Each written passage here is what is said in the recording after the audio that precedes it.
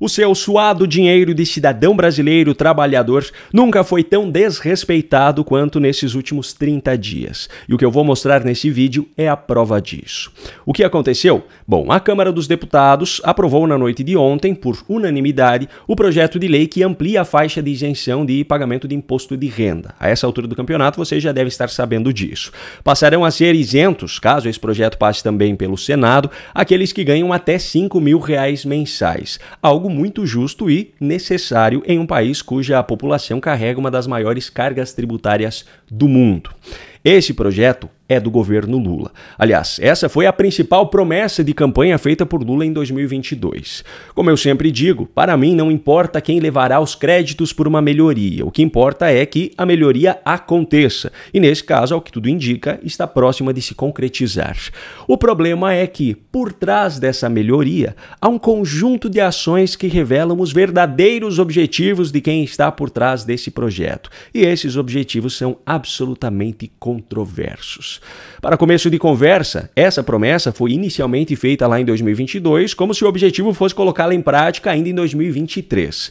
Não foi. No decorrer desse mandato, Lula sempre foi renovando suas narrativas e prometendo para o ano seguinte, até que o momento mais conveniente possível chegou, a véspera do ano eleitoral. Por que esse momento é o mais conveniente? Porque a aprovação desse projeto agora faz com que essa nova faixa de isenção passe a vigorar no ano que vem, que é justamente o ano das eleições presidenciais. Ou seja, o cidadão que ganha até R$5.000 por mês será beneficiado pela primeira vez com essa isenção apenas alguns meses antes do pleito eleitoral, garantindo assim que a sua gratidão ao governo ainda estará fresca na memória na hora de registrar o seu voto. Isso é um absurdo? Na minha visão, sim, mas não deixa de ser normal no Brasil. Essa é uma prática rotineira adotada por quase todos os políticos que estão em busca de reeleição. Agora, não podemos tirar o mérito do governo Lula em um outro ponto que eu preciso apresentar aqui. Nesse ponto aqui não existe ninguém no Brasil que supere Lula e sua turma: os gastos de dinheiro público com propaganda.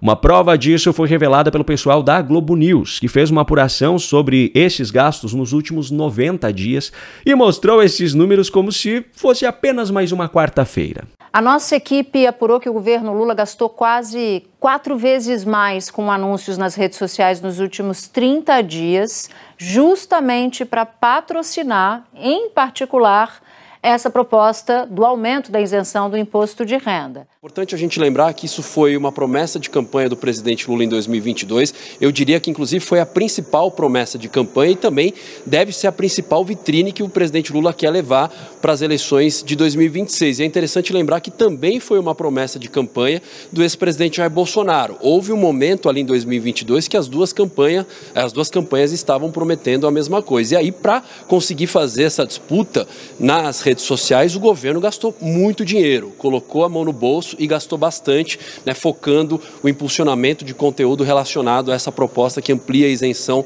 do imposto de renda para quem ganha até R$5.000 por mês. Vou mostrar os dados que foram levantados pela nossa equipe aqui numa tela.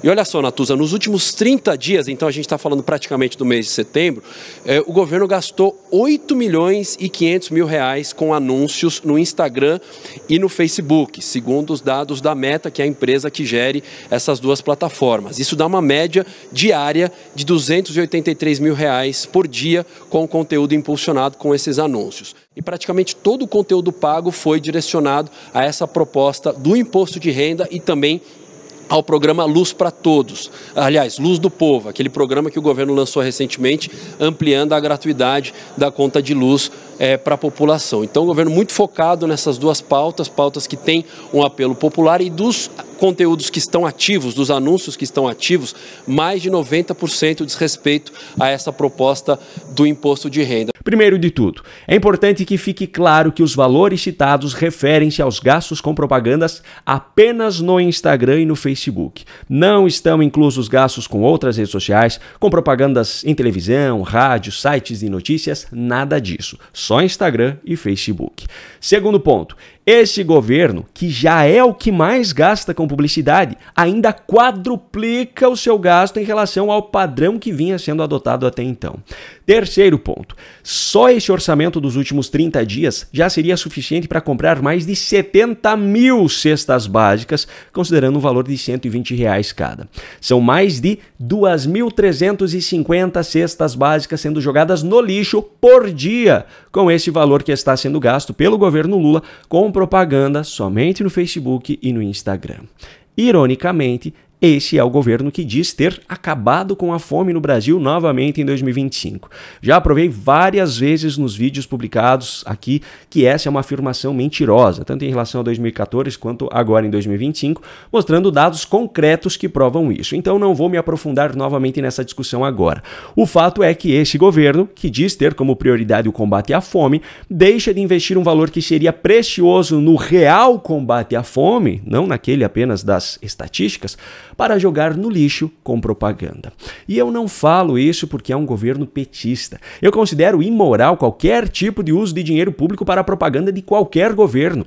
Nós estamos falando de pessoas que estão desempenhando a função para a qual foram escolhidas, são muito bem pagas para isso, pagas por nós, e ainda usam o nosso dinheiro para fazer campanhas publicitárias para mostrar que estão fazendo aquilo que definitivamente não passa de suas respectivas obrigações. E nesse caso específico, desses valores que foram revelados, ainda tem uma nefasta ironia, que é o quarto ponto que eu preciso levantar.